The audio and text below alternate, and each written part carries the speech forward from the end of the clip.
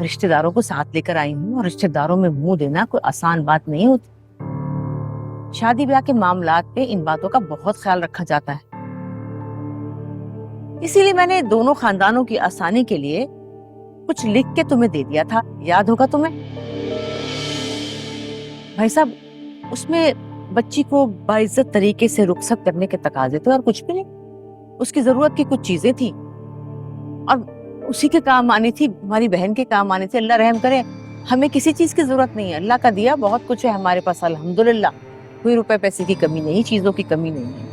और इससे ये भी अंदाजा होता है कि भाई जिन लोगों से आप रिश्ता नाता जोड़ने जा रहे हैं वो कोई ऐसे टटपुंजिये नहीं है। उन्हें नए रिश्तों को निभाने का, खानदानों को जोड़ने का, उनकी अहमियत का अंदाजा होता है।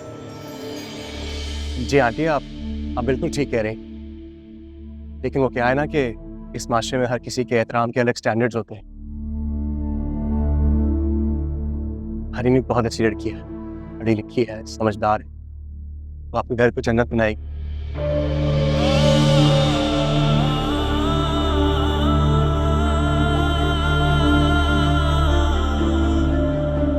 अरे बहुत खूब, तुमने बहुत अच्छी बात की, लेकिन मेरे ख्याल में तुम समझ रहे हो कि जैसे आमतौर पे लड़के वाले ऐन मौके पे बन जाते हैं ना अपनी इज्जत की वजह से, तो हम भी उसी तरह शायद हमारे हाथ भी बन गए।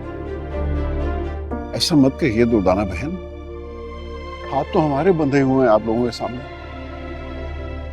देखिए, ये हमारी और आपकी दोनों की इज्जत का सवाल है। देखिए, इस वक्त हमें खुश उसलूबी और मामला फहमी से सबसे पहला काम ये करना है कि निकाह को सरंजाम देना है। प्लीज, लोग सारे इंतजार कर रहे हैं। तौफीक साहब, कोई बात नहीं, करने दे इंतजार, ऐसी कोई बात नहीं। देखिए, आपने तो वही हीले बहाने ढूंढ लिए जो आमतौर पर लड़की वाले ढूंढते। आपने मिसाल सुनी तो होगी, अपनी इज्जत अपने हाथ। अरे आपने तो हमें इस काबिल नहीं समझा, किसी गिनती में ही नहीं रखा। ऐन मौके पे हमें अपने रिश्तेदारों के सामने शर्मिंदा करा दिया आपने। हमें पहले बता देते आपके दिल में खोट थी कि आप हमारे जायज तकाजे भी पूरे करने के काबिल नहीं हैं।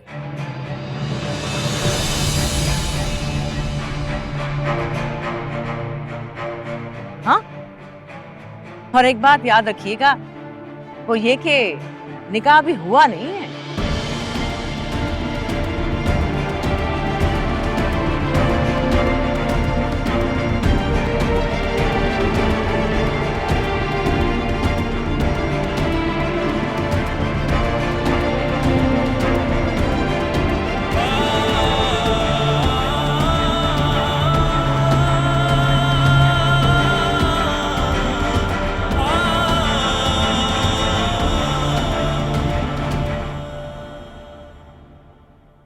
आए ना दिलारा, आए बैठे। आपने तो हमारे गरीब खाने का रास्ता ही भुला दिया। कहकशा, कैसी बातें कर रही हैं आप? ये अब तो ये घर हमारी बेटी का है, हम तो सर के बल आएंगे बल्कि बार बार आएंगे। अरे भाभी, ये आप ही का घर है। बच्चे माशाल्लाह बहुत खुश हैं, रोजाना बात होती है उनसे। हमने और रायान तो जहां भी जाते हैं वीडियो कॉल करते हैं और हमें यूं लगता है जैसे हम उनके साथ एंजॉय कर रहे हैं। एग्जैक्टली। वालेकुम सलाम, कैसी हो लाइबा बेटा? मैं बिल्कुल ठीक। इनकी मोहब्बतें कायम रहें हमेशा इसी तरह से। वैसे खुशकिस्मत है आप लोग कि आपको वो कॉल कर लेते हैं। हमें तो बस हमला का एक मैसेज ही आया था, वो भी ये कहने के लिए कि इतनी मसरूफियत है कि मैसेज भी नहीं कर सकते, कॉल भी नहीं। वो हमारी हमना एक्चुअली ओनली चाइल्ड है ना, और बहुत अटैच्ड है हमसे, इसलिए उसको भी पता है कि हम उसको कितना मिस कर रहे होंगे। हम तो बिल्कुल अकेले पड़ गए हैं यहाँ, इसलिए फोन करती है। सारे घरों में ऐसा ही होता है, सारे बच्चे एक जैसे ही होते हैं। रायान भी मुझसे बहुत अटैच्ड है, सबसे बड़ा बच्चा है ना घर का। मम्मी मम्मी मम्मी कहते हुए उसका मुंह नहीं सूखता। क्यों लाइबा? और जब हम ना कॉलेज गई थी ना, तो मेरा बस नहीं चल रहा था कि मैं वहां उसके साथ ही रहूं। हर किसी छोटे से छोटे बहाने पे मैं चली जाती थी, बेशक 4 दिन के लिए। आपका फाइज नजर नहीं आ रहा। एक दोस्त के यहाँ गया वह शादी में। ऐसा ही है वो, रिश्ते भी निभाने आते हैं और दोस्तियां भी।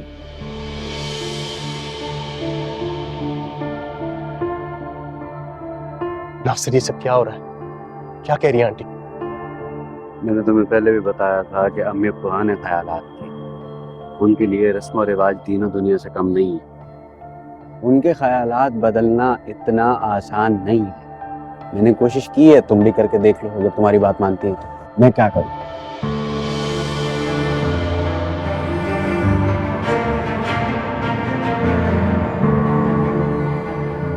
नासिर, इस वक्त मेरी बहन स्टेज पे बैठी हुई दुल्हन के लिबास में इंतजार कर रही है। कि तुम मुझे बोल रहे हो कि मैं कुछ नहीं कर सकता? तुम अम्मी से जाके बात करो, ठीक है? वो कोई भी फैसला करेंगी मुझे मंजूर है। अरे साजो सामान तो एक तरफ, आप लोगों ने तो हमें इतनी इज्जत नहीं दी। मैं और मेरी बेटी, एक ही एक हमारा बेटा, एक ही एक उसका भाई, कि कोई छोटी मोटी तलाई जेवर ही दे देते, कोई जोड़ा ही दे देते, कुछ हाथ पे तहाइफ ही रख देते। ये है इज्जत आपकी नजर में हमारी? और जो मेरा पला पला है बेटा, इतना कमाऊ पूत, उसकी इज्जत भी पता चल गई हमें। वाह भाई वाह।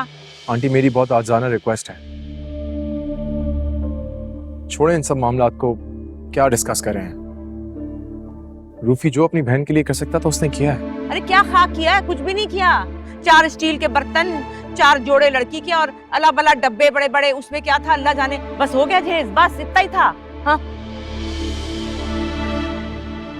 सुल्ताना बहन, दरअसल बात यह है कि हमने अपनी बेटी को बहुत समझाने की कोशिश की, इन बातों के कायल ही नहीं है। उसने हमारी एक नहीं सुनी। लो, एक नहीं सुनी। जो माँ बाप की नहीं सुन रही वो हमारी क्या सुनेगी, हमारी क्या इज्जत करेगी? वैसे मुझे ये बताएं कि आपकी लड़की को इतना घमंड किस बात का है? क्या समझती है अपने आप को वो? हाँ? आंटी प्लीज, सारे मेहमान मुंतजिर हैं। हम ये किन बातों को लेके बैठ गए हैं? आइए ना, रस्मात को जारी रखते हैं। छोड़िए इन बातों को, हम कहाँ उलझ रहे हैं। अरे बेटा, तुम्हें इतना ख्याल आ रहा है ना अपने दोस्त का, तुम मेरा बच्चा, तुम ही कर दो कुछ। भाई तुम तो माशाल्लाह साहिबे हैसियत हो, शान और शौकत है तुम्हारी। कोई नकदी के तौर पे, कोई सलामी के तौर पे कोई दे दो इन बच्चों को। हाँ, क्या फर्क पड़ता? मैं कुछ समझा नहीं। अरे इधर आओ, मेरे पास आओ, मैं समझाती हूँ। इधर आओ मेरे पास, इधर आओ, बताती हूँ। ये कौन सी बात है भला? आ जाओ।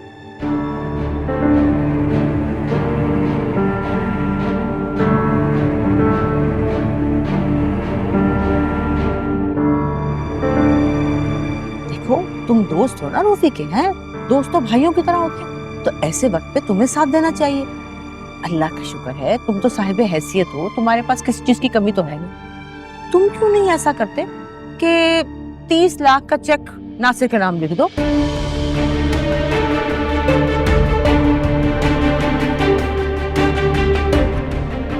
भाई देखो, रिश्तेदारों में इज्जत रह जाएगी, मेरी भी और तुम लोगों की, कि लड़की खाली हाथ झाड़ के नहीं आई, कुछ लेकर आई।